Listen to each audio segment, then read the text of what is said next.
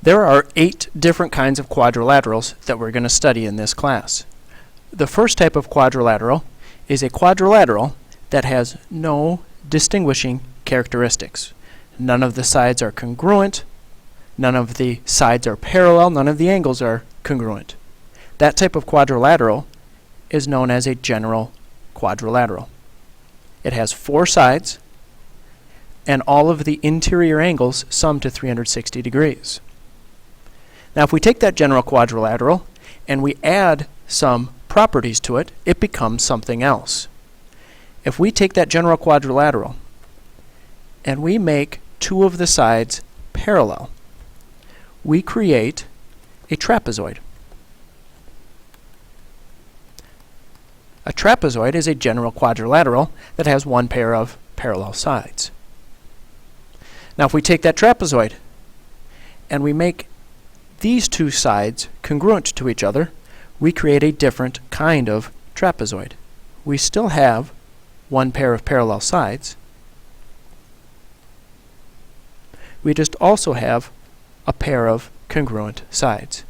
This type of trapezoid is called an isosceles trapezoid. If you remember from triangles, isosceles means at least 2 pairs of congruent sides.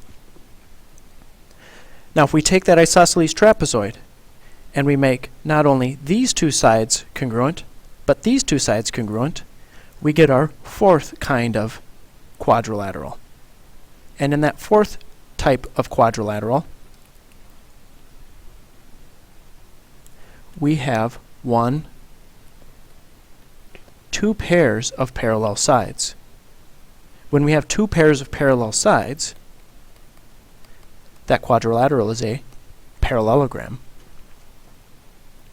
Now, if we take that parallelogram and we make all 4 angles congruent to each other, we create our 5th parallelogram.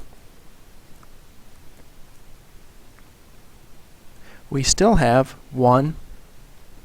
2 pairs of parallel sides. It's just that we also have all 4 angles congruent to each other. That creates a rectangle. So a rectangle is a parallelogram with 4 congruent sides, or 4 congruent angles. Now, if we take that parallelogram and we make all 4 sides congruent to each other, we create our 6th quadrilateral. That quadrilateral has all 4 sides congruent to each other. Now, it also has a pair, 2 pairs of parallel sides, but those sides are all congruent to each other. That is a rhombus.